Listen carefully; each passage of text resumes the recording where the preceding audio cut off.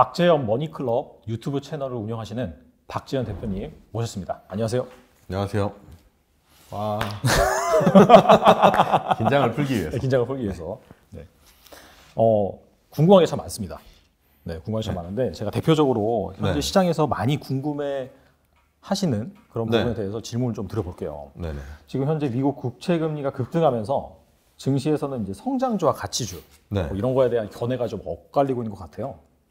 그래서 이 부분이 참 궁금한 것 같아요. 기존에 그 주식을 처음 입문하신 분들이라든지 그런 분들이 작년에 이제 성장주를 많이 투자를 해서 수익을 봤는데 최근에 아시다시피 좀 부진하고 그런 와중에 국채 금리가 오르니까 이제 가치주에 투자해야 된다.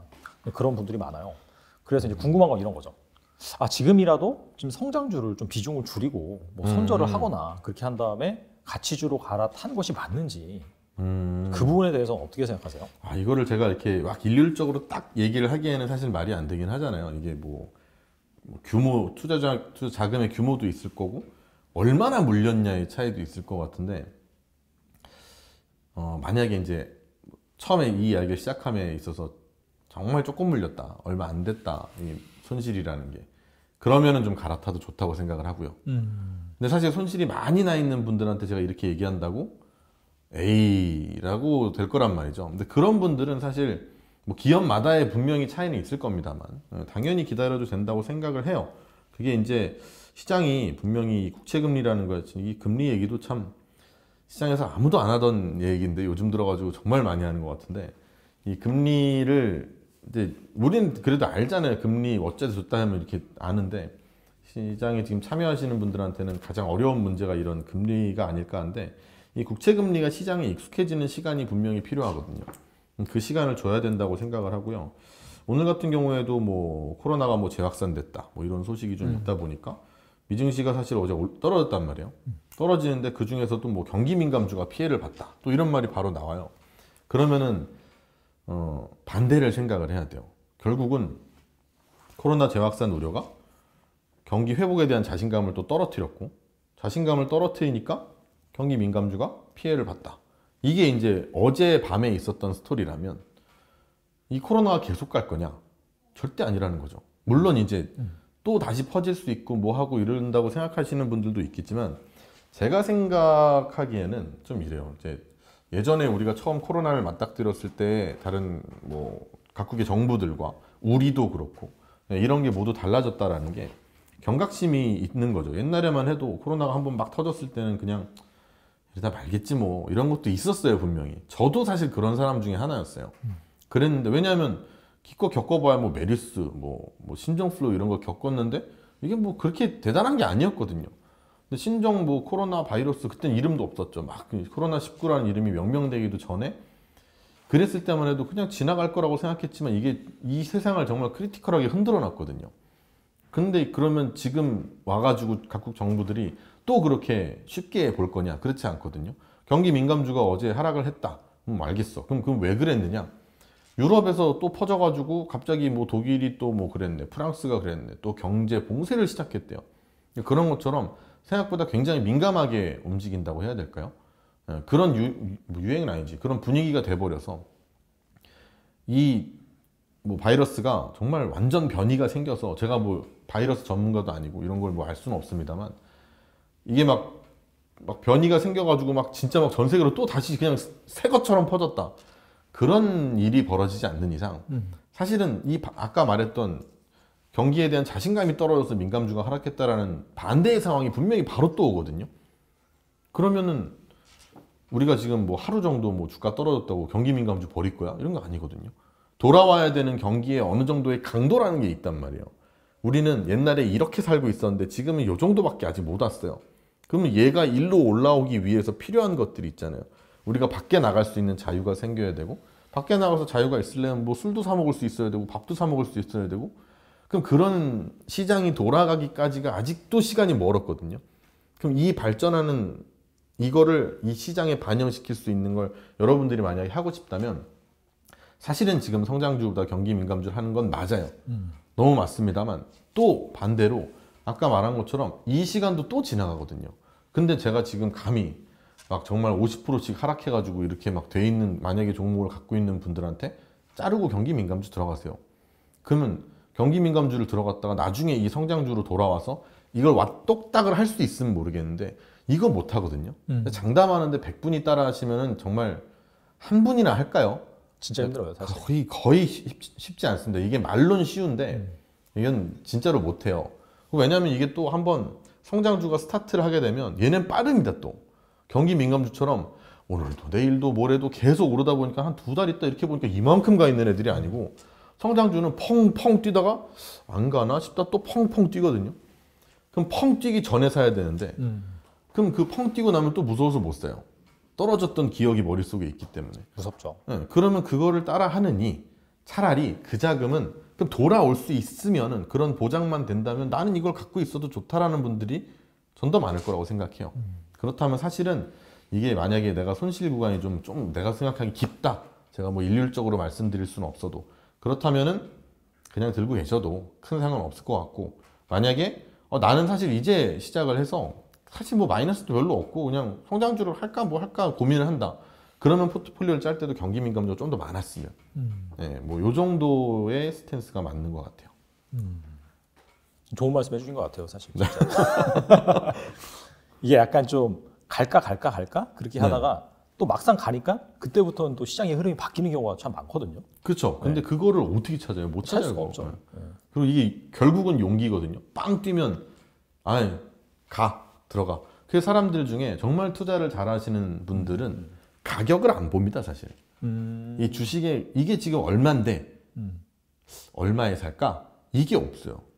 그냥 이걸 사자 하면 이걸 사는 거지. 이게 지금 뭐 예를 들어 10,000원인데 9,000원 되면 사야지. 이게 아닌 거예요. 10,000원이면 뭐 이렇게 10,000원이든 1,500원이든 9,500원이든 그냥 사는 겁니다. 그건 약간 그 기업의 약간 장기 성장성 그런 그렇지. 것들을 보면서 하다 그런 보니까 그런 거죠. 그래서 이거를 뭔가 뭐랄까요? 좀 어차피 이 시장은 돌아와. 근데 얘가 이거보단 비싸질 것 같아. 라고 생각하는 걸 그냥 사는 거예요. 이 기업에 대해서. 자꾸 얘라 그래서 죄송한데 이제 구어적으로 얘기를 하다 보니까 죄송합니다. 그런 것 같아요, 진짜 기업의 그런 장기 성장성, 막 밸류에이션 막 구체적으로 다 따져가지고 막 계산해서 투자해서 그렇게 뭐 성공하신 분들은 저도 많이 못 본 것 같아요, 사실. 그러니까 그거를 전부 다 따져서 만약에 할 거면 뭐 장기적인 목표가를 구할 때는 사실 따지면 좋죠. 내가 지금 사려고 봤는데 너무 좋아 보여. 근데 밸류를 따져 보니까 기껏해야 뭐 한 10% 남았어. 근데 아무리 좋아 보여도 그럼 사면 안 되죠. 그렇잖아요. 그건 내가 뭔가 잘못 생각하고 있는 가능성이 되게 크거든요. 근데 그게 아니고 한참 남았어. 그런 것들은 이제 그 작은 얼마의 차이 있잖아요. 크게 신경 쓰지 않아도 된다라는 거죠. 막. 그러니까 막 내가 막 시장가로 1% 살까, 막 지정가로 그쵸, 살까, 네. 한호가 밑에서 살까, 네. 막 그런 거 신경 안 쓴다는 거죠. 네, 그냥 너무 거리랑 없는 걸 내가 막 쏘아서 올리겠다 이런 것만 아니라면 그냥 편안하게 매매를 하셔도 사실 지금 시장은 뭐 그렇잖아요. 지금 1월부터 해가지고 뭐 조정 구간을 좀 겪고 있긴 한데 근데 시장은 상승세에 있거든요. 분명히 상승세에 있어요. 전혀 꺾이지 않았거든요. 그렇다면 다음 시장을 준비할 때 있어서 그냥 이 질문이 저는 막 성장이에요? 가치예요? 다음 성장은 다음 시장의 지수가 올라간다면 뭐가 더 유리할까요? 라는 거에 대한 질문이라면 저는 가치주에 좀 더 경기 민감 가치주 이런 쪽에 더 뒀으면 하는 거고요. 그리고 채권 금리가 요즘 뭐 자꾸 이제 오르는 것 때문에 걱정을 하시는 분들도 많아요. 그래서 성장주가 앞으로 더 크게 빠지면 어떡하냐. 이게 저는 이제 이것도 약간 죄송한데 미디어의 폐해라고 생각을 합니다. 솔직하게 말씀하셔도 돼요. 미디어의 폐해예요. 이때까지 아무도 채권 금리를, 그러니까 우리는 보죠. 이 업계에 있는 분들은 봐요. 하지만 개인 투자자분들은 미국의 10년물 채권 금리라고 하는 거에 10년 물이 뭐야? 채권은 뭐고 금리가 뭐야? 이렇게 하셨는데 갑자기 요즘 들어서 야 채권 금리 올랐잖아. 성장주 아니야. 이렇게 하거든요. 근데 이게 뭐가 되게 잘못됐다라는 거예요. 분명히 맞는 말이거든요. 채권 금리가 올라가면 야 성장주 해가지고 그 위험한 거 할 바에 안전한 채권을 하는 게 야 PER로 따져보면 채권이 더 나죠. 차라리 채권을 하지. 맞는 말이거든요. 근데 이 경제가 우리가 처음 망해본 게 아니잖아요. 사실 작년에 뭐 코로나 바이러스 때문에 정말 처음 망해본 게 아닌데 그 망했을 때에서 튀어 올라온 리바운드를 했을 때를 돌이켜 보면 저는 이제 예전의 일들과 지금의 일들을 비교하는 걸 굉장히 좋아하는데 이때까지 역사적으로 다 그랬어요. 경제가 성장할 것 같을 때는 금리도 오르고 주가도 올랐습니다. 한 번도 빼지 않고 나타났어요. 근데 왜 금리가 오르는 걸 무서워하냐고요. 저희가 무서워하는 건 금리가 너무 빠르게 오르는 게 무서운 거지 금리가 오르는 걸 무서워하는 게 아니고 금리는 올라야 돼요. 아니 생각을 해봐요. 무슨 우리가 뭐 어디 뭐 그냥 아주 뭐 적금을 들었는데 빵 프로잖아요. 적금 들었는데 뭐 1%인가 하여튼 주긴 주겠지만 뭐 그걸로 이자가 안 되잖아요. 그런 세상은 잘못된 세상이거든요, 사실은. 비정상에선 정상으로 회귀하는 게 분명히 필요한데 이게 올라가는 것만으로 무서운 거예요. 시장 금리가 올라가는 게. 당연히 올라가 줘야 되는 거거든요. 그래서 이제 경기가 살아나고 있다라는 걸 시장에서도 점점 익숙해지면서 이게 이제 팡팡 튀었을 때가 무서운 거지. 찔끔찔끔 올라가면 괜찮습니다. 사실 그래야 되는 거거든요. 그러면 채권 금리가 앞으로 더 안 올라야지 막 주식을 할 수도 있냐? 그게 아니에요. 어차피 오릅니다. 왜냐하면 이거는 뭐 말이 조금 어려울 수 있지만 지금 바이든 정부에서는 뭐 인프라 투자를 하겠다고 또 그리고 뭐 3조 달러 막 이래요. 3조 달러면 3천조예요. 그 돈을 어디서 갖고 와요?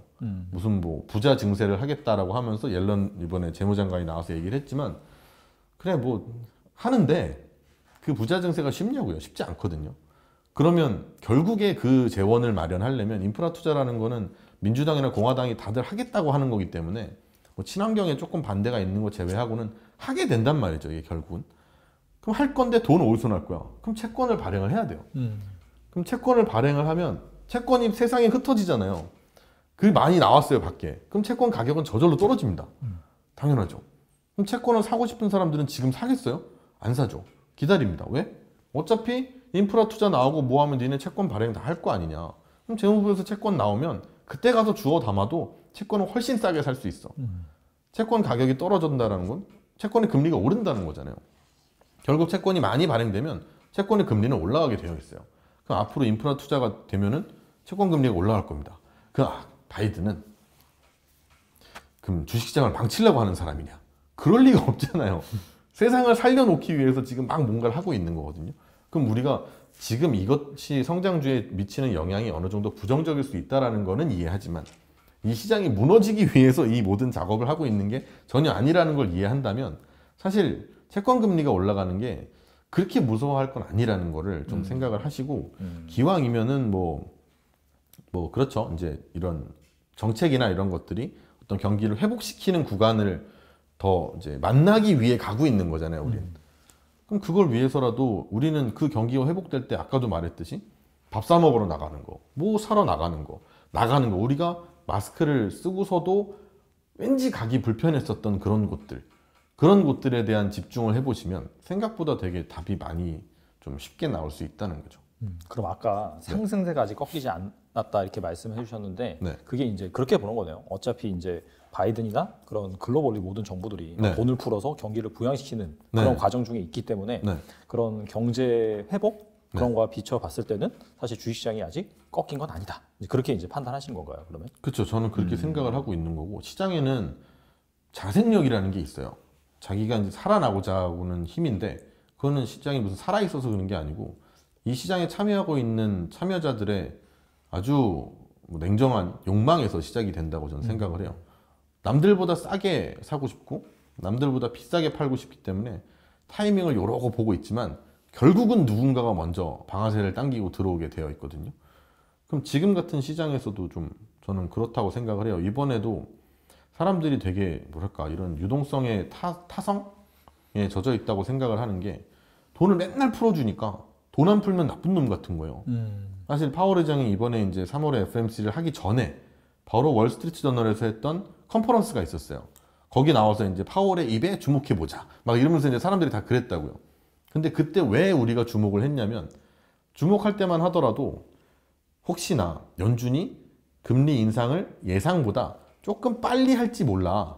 채권 금리가 요새 올라가는 걸 보니까 그래서 야 요즘 채권 선물 시장에서는 금리가 올라가는 게 이미 반영이 돼 있대. 막 이러면서 이제 그랬던 거여서 이제 파월 의장이 나와서 그런 말 안 했으면 좋겠다.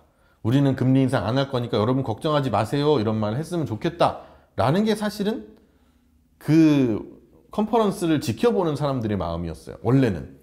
근데 컨퍼런스가 끝났어요. 근데 거기서 파월이 인내심을 갖겠다. 물가가 오르든 뭘 하든 뭐 금리가 올라가든 난 몰라. 그냥 대신 나는 금리 인상 안 한다. 맘대로 해라. 시장에서 움직이든 말든. 뭐 우리 평균 물가 목표제 우리 맨날 그랬잖아. 한다. 걱정하지 말아라. 이렇게 얘기를 한 거. 그때 시장이 실망을 한 거예요. 아니 왜 돈 더 안 줘?